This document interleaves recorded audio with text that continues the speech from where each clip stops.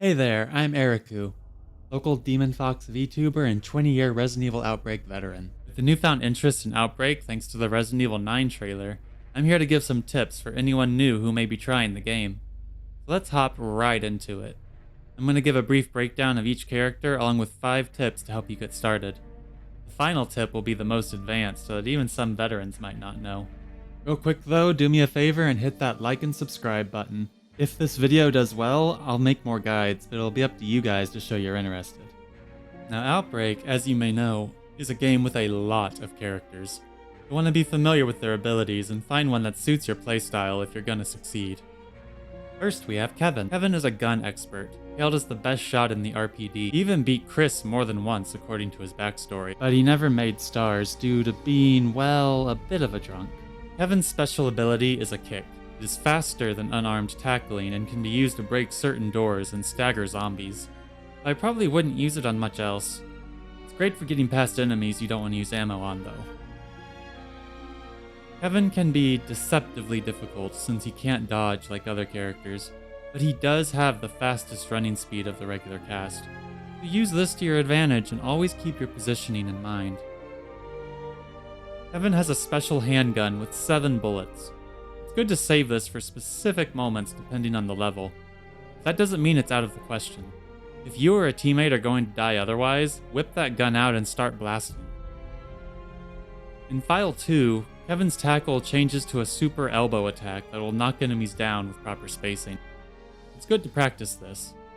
Kevin has the special ability to adjust his aim when you do so for a few seconds without moving. If you shoot after this animation, you will crit every time.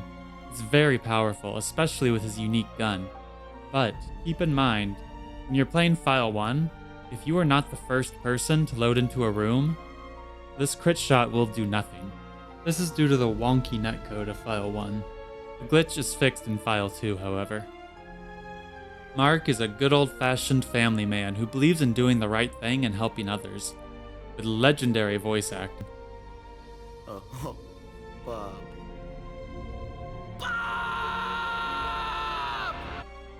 He's the closest thing this game has to a tank class. Mark's special ability is to block, and playing as him, you should block often. This block is so strong it makes you take no damage from most attacks, and greatly reduces the damage of harder hitting attacks. It can even block some instant kills, but not all of them. You can even use it to avoid all damage from a zombie grab, as long as you're grabbed from the front. So if an enemy comes at you, don't try to be fancy, just block them and go. Mark can do a super swing with any melee weapon, which honestly doesn't have much practical use in File 1 due to all the hallways and tight spaces. But in File 2 it's much better. You gain the ability to swing downwards for big damage so you don't hit those pesky walls. Mark comes with a handgun and has the fastest firing speed of the cast due to what we call the power stance. Use this whenever you feel you need to kill something. It doesn't really need to be conserved. Mark has a crazy high amount of health, and when his block is properly utilized, you shouldn't have much issues. But keep in mind, if you do end up on the lower end of his HP pool, it will take more than just a green herb to get you out of limping. That's the trade-off, I'm afraid. Something that isn't needed often, but can be useful, is body block tech. If you have enemies in a room where a teammate has to do something, you can stand in between the enemy and your ally, and the zombie won't be able to get past you or even do much damage to you. This can be used to great effect in the Desperate Times final battle, specifically. Jim is a funny guy who loves puzzles with a catchphrase everyone knows. My life is shit. He's the most likely survivor to finish a level at 99% infection. He's very powerful, but very punishing. Not recommended for beginners. Jim's ability is to flop on the ground and play dead at the cost of his infection percent. The varying effectiveness depending on if you're in File 1 or File 2. File 1, you're almost entirely invincible with this maneuver, and you should spam it often as the spike is always better than taking damage. In File 2, they nerfed it, and you can get hit while on the ground, but there is still invincibility on the first few frames of the flop. Jim starts every round with a lucky coin you can flip. How it works is you get permanent crit chance for every heads in a row you flip. But if you roll a tails, it's Jover, and you lose it all. Most of the time, you shouldn't go too crazy with this ability. It's not really necessary in 90% of the game. You can get a couple heads if you have nothing better to do for a few minutes. Jim has a secret ability that not many know about. When you open the map, he can see all the items in the current room he's in, even if he's not interacted with them before. This is a super helpful thing to check, as the game likes to hide items all over the place. In File 2 only, Jim gains a combo he can do with all melee weapons except the knife. It's kind of hard to learn the timing, but if you have some crit chance built up, it can be devastating. The secondary coin Jim has in File 2 also makes melee weapons last longer and gives a little extra crit, so don't ditch it unless you have to. Jim's viral infection rate, the gauge that kills you if you hit 100%, is the fastest of the cast, making him a very punishing character even if he's incredibly strong. When you inevitably end up in a round where your virus gauge is looking dangerous, remember that all healing items will stop the virus for 30 seconds. And it'll stay stopped if you get floored or use a dodge.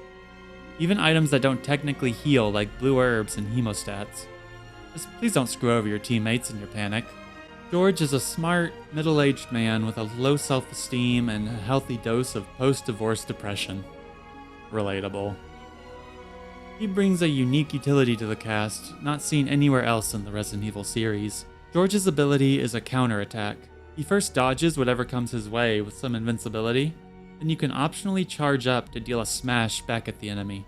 When fully charged, this knocks down most regular enemies. George is a decently complex character that functions a little differently between both games. The special item is a medical set that can turn herbs into medicine. Here's the chart of what turns into what, just to keep it easy to understand. George can work very well with Cindy, supplying the team with a ridiculous amount of healing in most stages if Cindy doesn't mind handing over her blue and red herbs. It's generally worth doing as long as the Cindy and George players trust each other. Think of it like George is the dealer and Cindy is the supplier. Only in File 2, George has a pill gun and is a much stronger character for it. There are things to keep in mind with this though. When using it, especially on allies, you need to aim for a full second before shooting, else the pill might disappear into lag. Also, don't be afraid to turn some healing into antiviruses if your team is doing well, as these pills do a load of damage to every enemy in the game and even one-shot zombies. It's a very white mage feeling. Now be careful stacking pills. As nice as it is to see a big pill stack, stacks can't be separated, and in File 2 you can't get pills out of your gun for yourself unless you have a different type of pill to push them out with. Always think if stacking the pills is worth it, or if it would be better to give a few pills to an ally instead. Or keep them out of the gun for an emergency for yourself. Now we move on to David, a mysterious plumber with an unexplained past. He's very much a loner, but isn't against helping someone out if he has to. He's great with knives and can make special weapons in some levels. David's ability is to throw a wrench. You can dodge a wrench, you can dodge a ball. What? Seriously. Though it's deceptively powerful and can down zombies very quickly.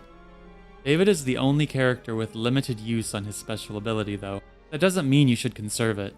Go crazy and use them to your advantage to start each round off in relative safety.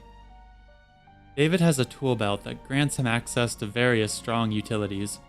He has duct tape for making special weapons, so it depends on the level you're playing how useful this is.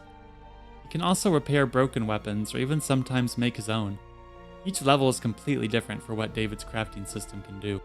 David is a knife expert, able to stunlock enemies with an up to 3-hit combo in File 1, or knock enemies down with a 4-hit combo in File 2. In File 2, he can also combo upwards and downwards, and the downwards combo always crits. If you like knifing, you'll like David. In levels where you can craft hammers or stun rods, which is combining rocks and batteries with iron pipes, respectively, consider giving these weapons to Mark or Jim, if they are on your team, as they can make better use of them most of the time than David can. The secret of David's knife combo is the first 2 hits come out incredibly fast. So fast you can actually stunlock most enemies by simply repeating them over and over. This is especially true and easiest against hunters, so do keep this in mind in a pinch. There she is, Outbreak's golden girl that is now main series relevant. Alyssa is a sassy reporter who is the master of unlocking, and has a gun specialty similar to Kevin. Alyssa has a backstep dodge that varies between both games. In File 1, it's not very reliable. It does have just a smidge of invincibility, but dodging anything but a zombie swipe will be rough. It's much better in File 2, able to dodge much more, to say the least. Another use for Alyssa's backstep is you can use it to get upstairs faster, or to get around quicker if you happen to end up seriously injured. It looks pretty funny too. Alyssa's special item is a series of lockpicks, able to unlock any fragile door and some cabinets and lockers scattered throughout the game for extra items. Important to note, every lockpick works on everything, but if you pick the wrong one, you will be button mashing for a while. A little more! A little more! There is absolutely no indication of which lockpick is the correct one in the game, so don't be afraid to use the resource on the fan server's wiki to know what to do. Linked in the description. Specifically in the flashback level, Alyssa has a unique mechanic to, well, see flashbacks. Most happen just through normal progression, but there is one on the second floor, room 201. It is very easy to miss. Make sure to check that room for her best ending. Also, when playing decisions on very hard difficulty, check the locker near the 4th floor basement T-shaped passage for something very helpful. Alyssa does the charged crit shot slightly slower than Kevin, and the bug mentioned in his section still applies in File 1, where if you're not the first person in the room, the potshot will do nothing. So it's very important to keep this in mind. Next is Yoko, the shy girl who seems to be having selective amnesia about something related to Umbrella. Fitted with a backpack for extra inventory space, she's ready for anything. The biggest tip for a new player wanting to play her? Don't. But, if you insist, here's some tips anyway. Yoko's special ability is a crawl. Yoko is completely invincible when all 4 of her limbs are touching the ground. And if you use manual aim, R2 by default, you can use this ability to crawl past enemies. It can be very handy. That is unfortunately where the positives end. Yoko has very bad stats. The lowest health, the worst run speed, the slowest attack speed, and her backpack isn't even particularly useful when you have a full team of 4. I say this with thousands of hours on this character. If you pick her, you will have it rough, so be prepared, and try to stay out of combat. Next tip, grab everything. You are the mobile item box and local loot gremlin as Yoko. And stay with your team, handing out any items they may want. And play like you are the lowest priority for weapon usage, with one exception, the shotgun. Due to animation silliness with this game, the shotgun actually makes Yoko run faster, so equip that ASAP if you find one, because my goodness is she slow without it. A big thing to know is Yoko as well. Try to never use a green-red mix or a first aid spray on yourself as this character, unless you have no other choice. Her health is so low that just a green herb or 2 green herbs mixed is all you will ever need. The last thing you want is to waste a lot of healing as Yoko, since it only takes 2 hits to take her out on high difficulties. Now, in File 2, Yoko has a charm item. What this item does is it slows down the virus infection gauge and makes the holder immune to instant kill attacks. This is pretty useless for Yoko, as she has a good dodge move and the slowest viral infection speed, but don't just throw it away. A good way to support is to offer this to anyone who is having virus trouble, or maybe newer to the game playing someone like Mark or Jim. It can make a difference in whether they make it or not. Saving my personal best for last, we have Cindy, a pure-hearted healer waitress with a pocket of herbs. She is a selfless queen who will do anything to help her friends.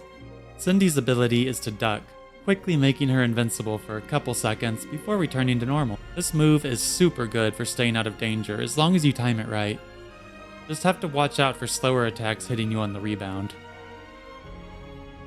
Cindy's special item is a hidden pouch that she keeps up to 3 of every herb in, and 1 mixed herb.